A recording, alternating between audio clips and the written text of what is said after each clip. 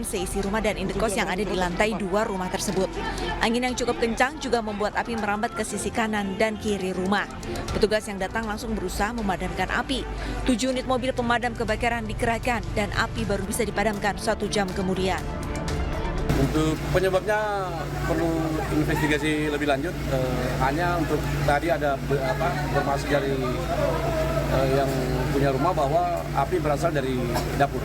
Tetapi untuk kita pastikan perlu penyelidikan lebih lanjut. Ini berapa bangunan yang terbakar, Bang? Untuk bangunan yang terbakar ini yang agak parah ini satu rumah, sempat juga menyebar ke kiri kanan tetapi cuma mengenai jendela dan berhasil kami isolasi sehingga apinya tidak menyebar ke mana-mana. Diduga api muncul karena pemilik rumah lupa mematikan kompor saat memasak. Tidak ada korban jiwa dalam peristiwa ini, namun kerugian ditaksir mencapai ratusan juta rupiah.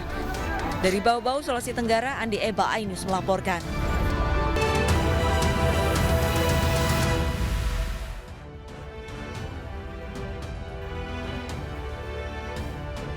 Halo, selamat siang pemirsa. Apa kabar Anda hari ini? Senang sekali saya Pram Senjaya kembali hadir menemani Anda dalam Ayu Siang pemirsa. Selain 3 berita utama tadi, Ayu Siang juga akan menyuguhkan beragam informasi penting lainnya.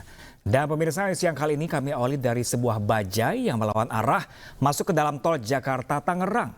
Kepada petugas, sopir bajai mengaku masuk tol karena tidak tahu jalan usai melintas di underpass Tomang.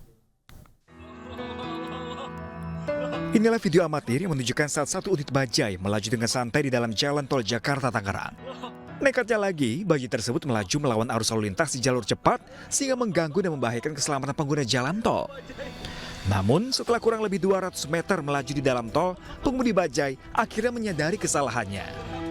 Ia pun mematikan mesin lalu mendorong bajainya memutar arah keluar ke jalan arteri. Kepada petugas, pengemudi bajai akan menuju Tangerang ini mengaku tidak mengetahui jika jalur setelah underpass Tomang adalah tol Jakarta-Tangerang. Jadi menurut keterangan yang kami dapat, untuk bajai tersebut ikut arus underpass menuju, beliau tidak tahu jalan, pertama mencari putaran, kemudian dia masuk ke underpass, setelah keluar dan beliau sadar itu di KM 0200. Untuk KM 0200 sendiri kan sudah di dalam tol. Setelah dimintai keterangan, pengemudi bajai kemudian beri sanksi teguran. Pengemudi bajai pun diminta untuk memperhatikan rambu lalu lintas agar hal serupa tidak kembali terulang. Dari Kabupaten Tangerang, Banten, Aimarani, Ainus melaporkan. Sementara itu pemirsa, seorang karyawan minimarket di Kota Pasuruan, Jawa Timur terekam kamera pengawas berkelahi dengan seorang perampok. Pelaku yang membawa senjata tajam sempat menikam dan membanting korban.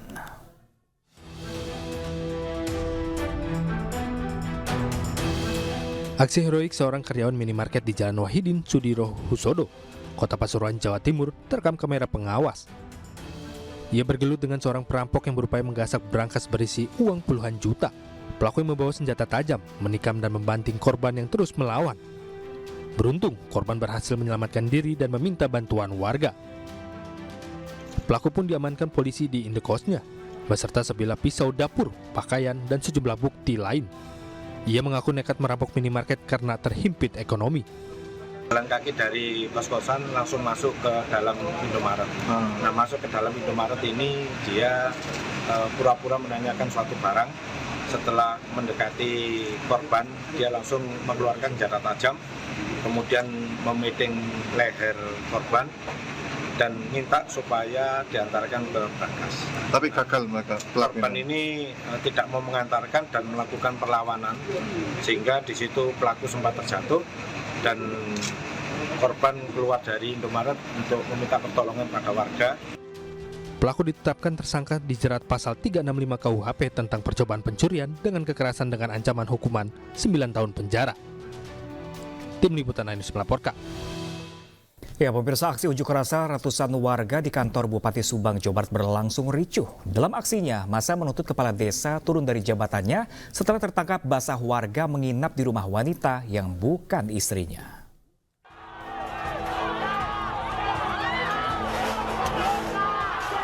Unjuk rasa ratusan warga Kalensari, Kabupaten Subang, Jawa Barat di kantor Bupati Subang ricuh Senin siang.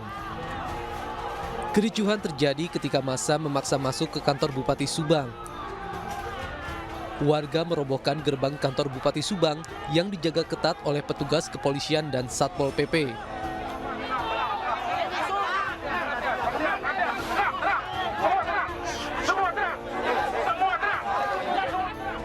Unjuk rasa dilakukan karena warga kesal dengan ulah kepala desa Kalensari yang sering menginap di rumah seorang wanita yang bukan istrinya. Menurut warga, tindakan kepala desa tersebut telah mencoreng nama baik desa yang merupakan daerah santri. Warga menuntut agar kepala desa tersebut diturunkan dari jabatannya. Nggak masuk ke ranah hukum. Kami nggak masuk ke ranah hukum. Ya memang barangkali ada hukum seperti itu. Yang kami masuk adalah tindakan asusila. Dan ini adalah sebuah perbuatan kemungkaran. Dan kemungkaran harus kita hentikan. Apalagi dilakukan sebagai public figure. Yang kami khawatir karena jadi budaya. Kalau sudah jadi budaya, apa yang terjadi nanti? Warga membubarkan diri setelah diterima oleh perwakilan Bupati Subang. Namun warga akan kembali berunjuk rasa jika tuntutannya tidak dipenuhi. Dari Subang, Jawa Barat, Yudi Heriawan Juanda, iNews melaporkan.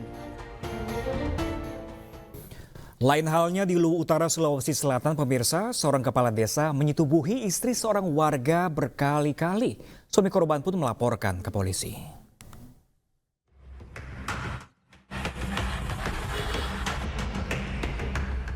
Seorang suami warga desa Sidobinangun, Kabupaten Luwu Utara, Sulawesi Selatan, melaporkan kepala desa karena menyetubuhi istrinya. Tidak sekali, pelaku 4 kali menggauli istri korban sejak akhir Januari 2024. Kasus bermula saat pelaku mengajak pasangan suami istri ini menguras tambak miliknya. Pelaku beraksi ketika sang suami lengah hingga berlanjut di kemudian hari. Suami istri tadi sempat saya interogasi ya, jadi memang sempat mereka melakukan persetubuhan sebanyak 4 kali ya. Yang pertama di pondok kebunnya kepala desa, pondok Hempang ya. Yang kedua di Sangkartani, itu pun berdekatan dengan Hempangnya oknum kepala desa tersebut. Yang ketiga juga di Sangkartani, sekitar jam 10 malam. Yang terakhir keempat kalinya itu di kandang ayam, jadi di kolong kandang ayam. Jadi ya, memang harus butuh pendampingan. Meski mengaku sempat dipaksa, namun suami korban tetap melaporkan keduanya dengan pasal perzinahan. Karena keduanya aktif berkomunikasi dan berulang kali melakukan hubungan terlarang tersebut. Dari Kabupaten Luwu Utara, Sulawesi Selatan, Nasruddin Rubak, iNews melaporkan. Baru sebulan kerja, seorang asisten rumah tangga membobol 3 rekening milik majikannya. Korban pun kehilangan uang hingga puluhan juta rupiah. Yunita Sari, asisten rumah tangga yang baru 1 bulan bekerja di rumah majikannya di kawasan Pancoran, Jakarta Selatan, nekat membobol 3 rekening milik sang majikan. Saat akan ditangkap, pelaku selalu berpindah-pindah tempat, mulai dari Tangerang, Lampung hingga akhirnya tertangkap di Bekasi, Jawa Barat. Kecurigaan berawal dari sering hilangnya uang tunai di dalam rumah hingga munculnya pesan pemberitahuan melalui pesan singkat di telepon genggam korban adanya penarikan uang sebesar 7 juta rupiah. Korban yang mengetahui pencurian ini coba meminta pertanggungjawaban, namun pelaku justru kabur. Kerugian yang dialami oleh korban ini adalah berkisar 73.900.000. Kemudian dari hasil kejahatan tersebut, kalau dari keterangan daripada tersangka memang bermotif ekonomi kemudian untuk membayar hutang. ART dari umi saya, ibu saya, dan yang diambil itu ATM-nya semua itu milik ibu saya dan atas nama rekening atas nama ibu saya. Nah, ibu saya ini memakai PIN ulang tahun saya. Barusan saya juga tanyakan sama ART ini, katanya dia menebak-nebak karena waktu hari ulang tahun itu ada tasyakuran, jadi dia menebak-nebak hari ulang tahun saya. Jadi ibu saya pakai nomor PIN hari ulang tahun saya. Pak, saya minta maaf, Habib. Saya minta maaf, Habib, sama Umi. Saya menyesal. Meski memohon ampun dan menyesali perbuatannya, pelaku dijerat pasal pencurian. Ia diancam hukuman 5 tahun penjara. Dari Jakarta, Helmi Sejangbati, iNews melaporkan. Sementara itu, pemirsa, warga menggerebek seseorang yang diduga dukun di Ciputat, Tangerang Selatan, Banten. Saat penggerebekan, warga menemukan senjata api, puluhan peluru, dan 1 buah granat.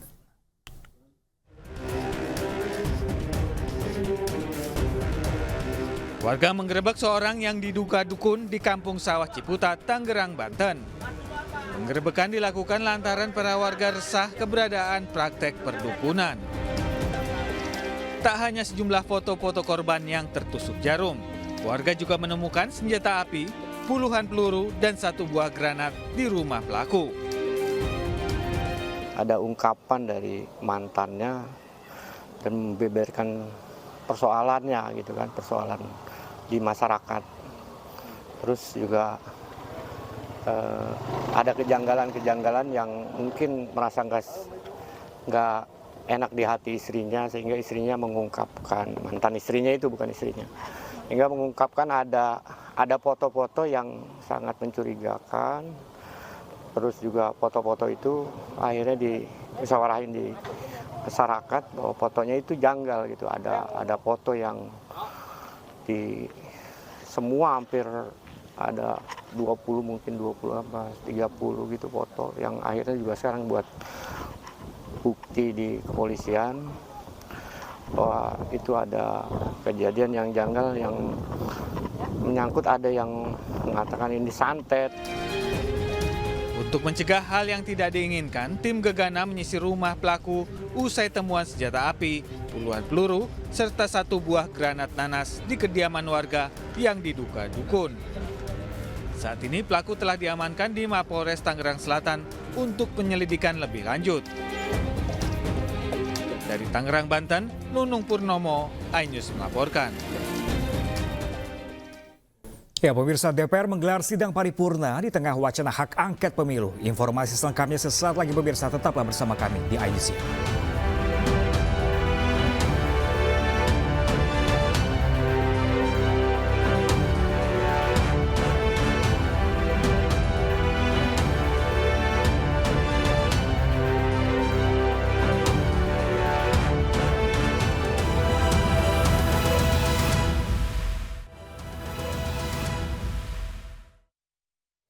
Ya, pemirsa, Presiden Jokowi meminta masyarakat penjelasan langsung dari KPU terkait lonjakan suara Partai Solidaritas Indonesia.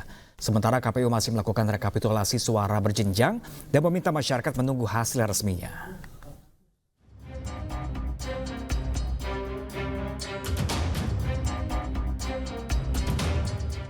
Lonjakan suara Partai Solidaritas Indonesia masih menjadi misteri. Berbagai pihak menilai suara PSI yang melesat signifikan dalam waktu singkat mengandung anomali. Hingga Senin siang, dari data real count KPU, PSI merengkuh 3,13% suara sah nasional. Presiden Joko Widodo merespons lonjakan suara PSI di pemilu 2024. Jokowi meminta masyarakat menerima penjelasan langsung dari Komisi Pemilihan Umum. Itu urusan partai, tanyakan ke partai, tanyakan ke KPU. Sementara itu, KPU meminta masyarakat menunggu hasil rekapitulasi suara resmi di KPU.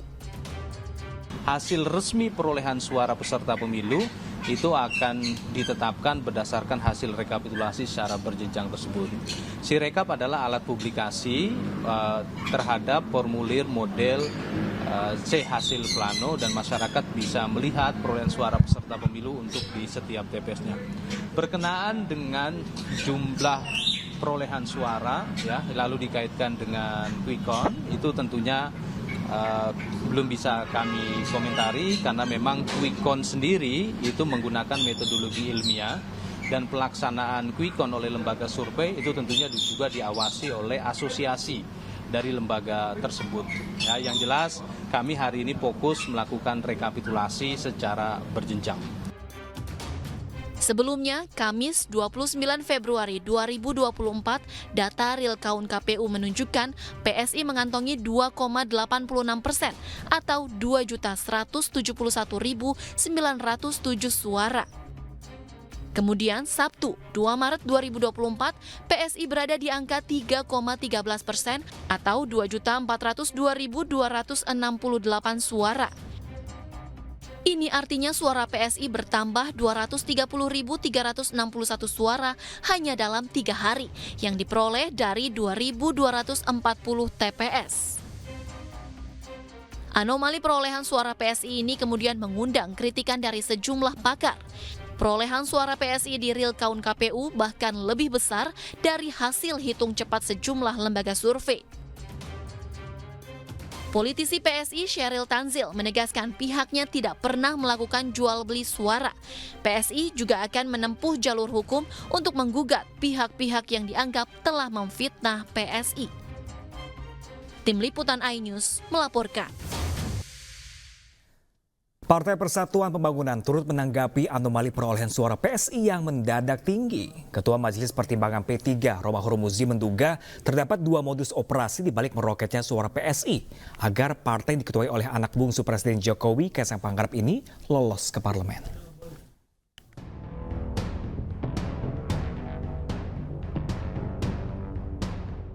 Partai Persatuan Pembangunan turut menanggapi anomali perolehan suara PSI yang mendadak tinggi. Ketua Majelis Pertimbangan P3, Romahur Muzi menduga terdapat 2 modus operasi di balik meroketnya suara PSI agar partai yang diketuai anak bungsu Presiden Jokowi, Kaisang Pangarep, lolos ke parlemen. Modus pertama menurut Romi yakni memindahkan suara partai yang jauh lebih kecil kepada partai tertentu. Modus kedua memindahkan suara yang tidak sah kepada partai tertentu.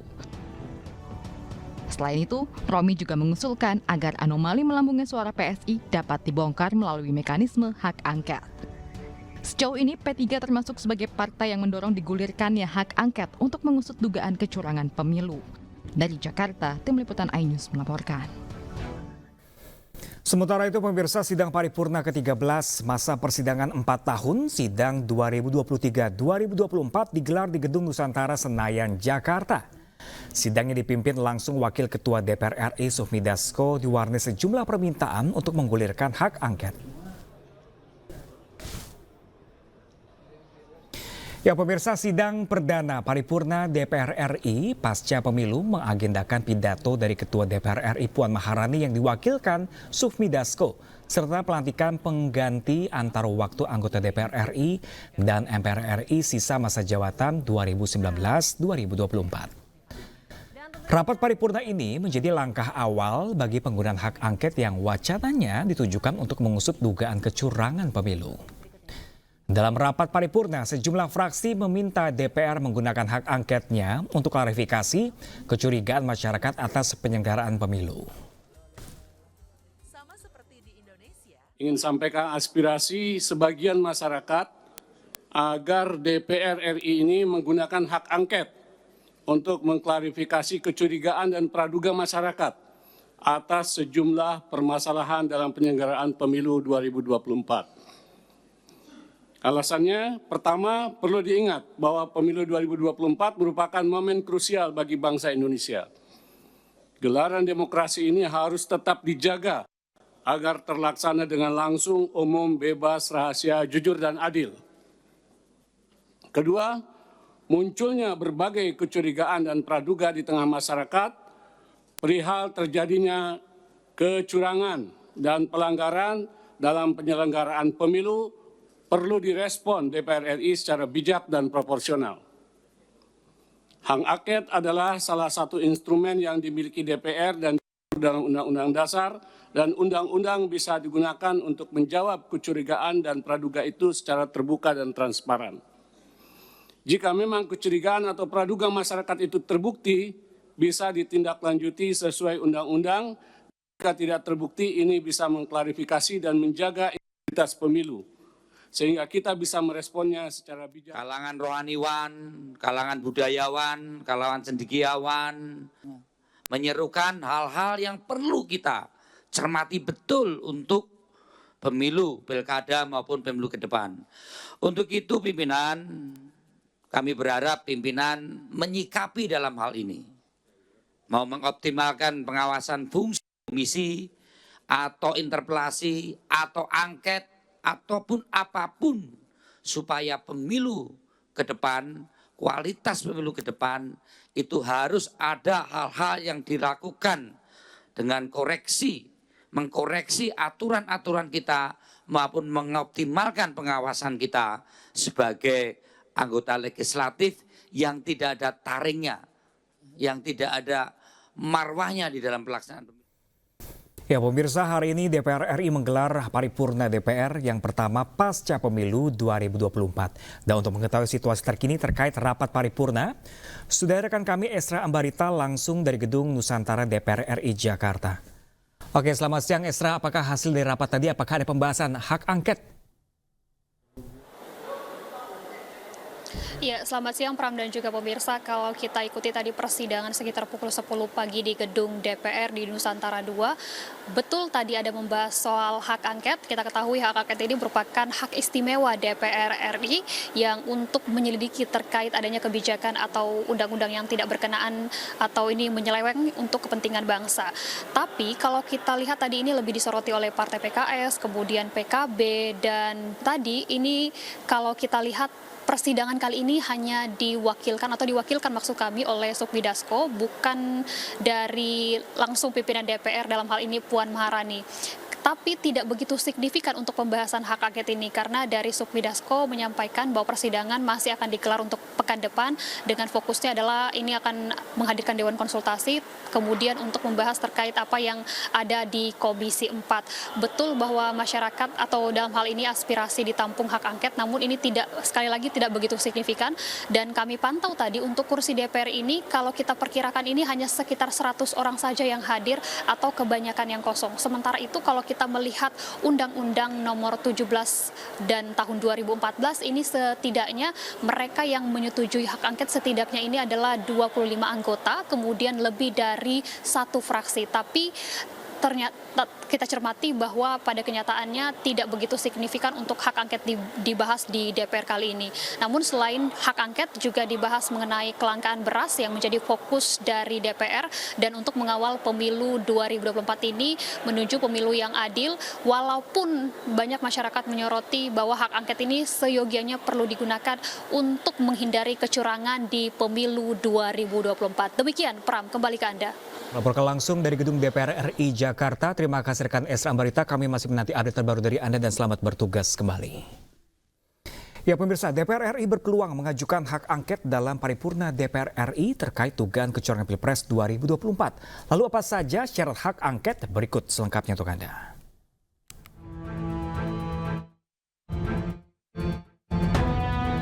Dewan Perwakilan Rakyat memiliki 3 hak utama, yaitu hak angket, interpelasi, dan menyatakan pendapat. Ketiga hak ini tercantum dalam Undang-Undang Dasar 1945 Pasal 20A.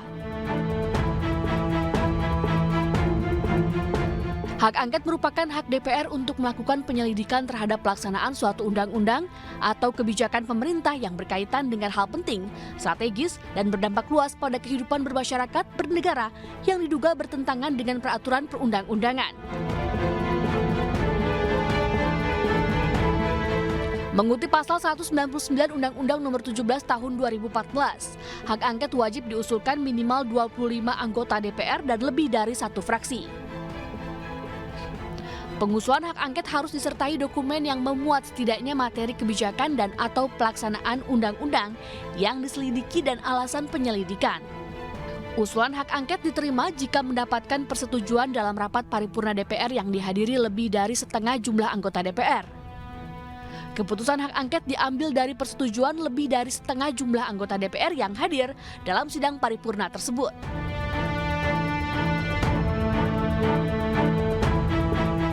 Sementara itu fungsi hak angket untuk menyelidiki pelaksanaan undang-undang atau kebijakan pemerintah yang diduga bertentangan dengan peraturan perundang-undangan.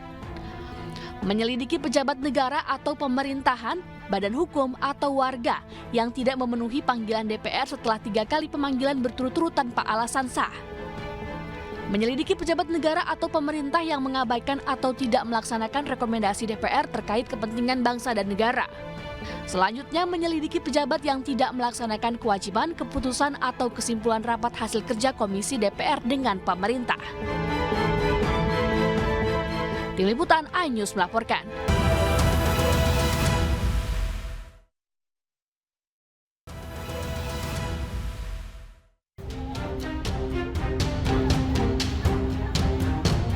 Seorang mama pingsan saat sedang mengantre untuk membeli beras murah di lapangan Kavaleri, Kecamatan Soreang, Kota Parepare, Sulawesi Selatan. Korban pingsan diduga karena kelelahan mengantri bersama ratusan warga lainnya. Warga dan petugas langsung mengevakuasi korban dan dilarikan ke puskesmas terdekat. Sejak pagi hari, warga telah berdesakan saat mengantre membeli beras murah. Bahkan situasi antrean sempat ricuh karena warga khawatir akan kehabisan stok beras murah. Namun situasi kembali kondusif setelah petugas menertibkan warga. Tadi ibu itu lagi ada berhalangan penyakit kewanitaan, mungkin karena terlalu lama mengantri sehingga ada sembelit ya begitu di perutnya. Untung teman-teman tadi Babinsa Timas, Babinsa cepat respon, Ops juga tadi langsung menginstruksikan untuk diangkut pakai kendaraannya Kasa Sabara. Masih tingginya harga beras di pasar membuat warga rela mengantre beras murah dari Perum Bulog walau cuaca sedang panas terik dan maupun hujan. Dari Parepare, Sulawesi Selatan, Erwin Eka, iNews melaporkan. Ya, pemirsa, ajang Formula One Powerboat membawa berkah tersendiri bagi pelaku UMKM di kawasan Danau Toba, Sumatera Utara. Para pedagang dan wisatawan mengaku senang dengan hadirnya perhelatan internasional tersebut.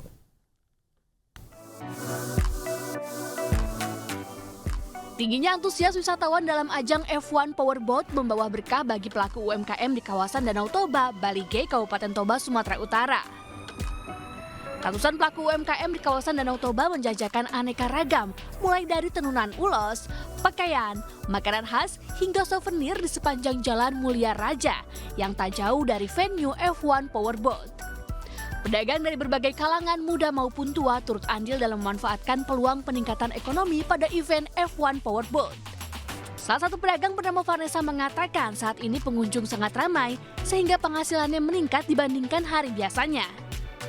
Vanessa menjual aneka kudapan seperti bakso, sosis, mie sosis, kentang ulir dengan harga bervariasi, mulai dari Rp10.000 sampai Rp25.000.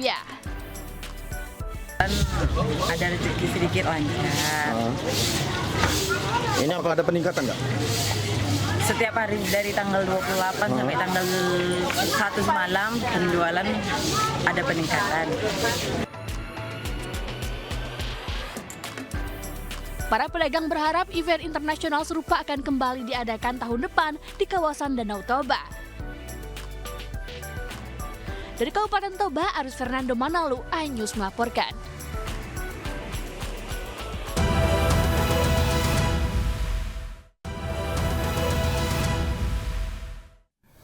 Ya, pemirsa, ratusan warga Kabupaten Mamuju hadiri peringatan Isra Mi'raj 1445 Hijriah. Masyarakat Sulawesi Barat diharapkan mempererat kembali persaudaraan usai perbedaan pilihan dalam pemilu.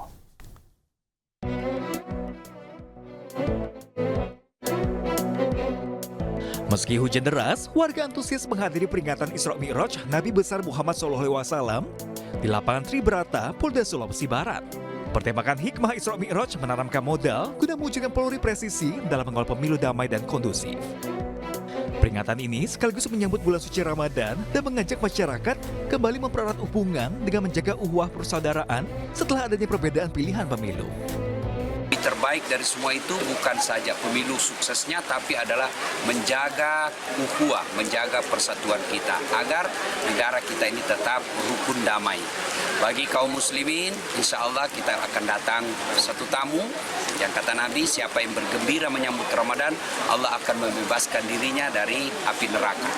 Diampuni dosanya dari yang lalu dan yang akan datang. Mari manfaatkan Ramadan untuk memperbanyak persiapan kehidupan akhirat. Kapolda Sulawesi Barat menambahkan agar apapun hasil pemilu jangan mudah terprovokasi dan memecah belah bangsa. Ya, mudah-mudahan dengan kita bersama-sama, kalau kita kembalikan lagi, ya pilihan boleh-boleh saja berbeda, tapi tetap kita harus bersatu bersama untuk saling bersilaturahim. Dari kegiatan ini juga diharapkan personil dan ASN di lingkup Polda Sulawesi Barat dapat menguatkan soliditas guna mewujudkan polri yang presisi. Dari Mamuju, Sulawesi Barat, Andika Habda, iNews melaporkan. Sementara itu, pemirsa, audisi ajang kecantikan dan bakat Miss Indonesia 2024 digelar di Yogyakarta. Para peserta dari berbagai daerah antusias mengikuti event tahunan yang digelar oleh RCTI ini.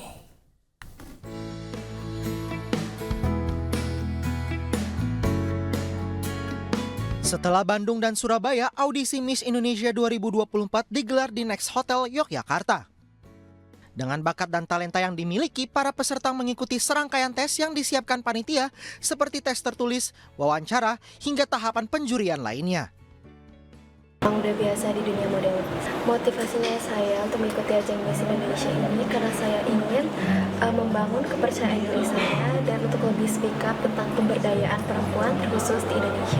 Memberikan dampak yang sangat banyak terutama kepada para wanita di Indonesia. Nah, wanita itu juga sangat berpengaruh, terutama berpengaruh terhadap masyarakat. Selain cantik atau penampilan fisik, penjurian pada ajang Miss Indonesia 2024 juga meliputi manner, impresif, smart, dan sosial. Cari perempuan-perempuan Indonesia yang memang memiliki kriteria-kriteria tersebut untuk kita nanti seleksi dan juga sampai akhirnya nanti di malam puncak Miss Indonesia 2024. Ajang kecantikan Miss Indonesia 2024 digelar untuk melahirkan perempuan-perempuan hebat untuk berkontribusi bagi masyarakat Indonesia. Dari Yogyakarta, Heru Trijoko, iNews melaporkan. Dan pemirsa, usai sudah iNews siang hari ini, saksikan terus video-video eksklusif dari iNews di kanal YouTube @official iNews. Tapi jangan kemana-mana pemirsa, karena sesaat lagi rekan saya Arlis Tahadi akan membawakan program Kawal Suara Rakyat. Halo Arlisa, selamat siang. Selamat siang, Pram. Ya, Arlisa, ada fokus utama apa saja yang disampaikan di Kawal Suara Rakyat hari ini? Nah, ini yang menarik, Pram dan pemirsa, untuk Kawal Suara Rakyat pada hari ini akan membahas mengenai sidang paripurna DPR yang sudah mulai dibuka hari ini, di mana ada beberapa partai yang sudah menyodorkan hak angket. Nah, partai apa saja? Selengkapnya tetap saksikan iNews di Kawal Suara Rakyat bersama saya Arlis Tahadi. Pram. Baik, Arlisa dan pemirsa, usai sudah siang hari ini pemirsa, tetap di iNews untuk menyaksikan program Kawal Suara Rakyat. Saya Pram Senjaya pamit undur diri, terima kasih dan sampai jumpa.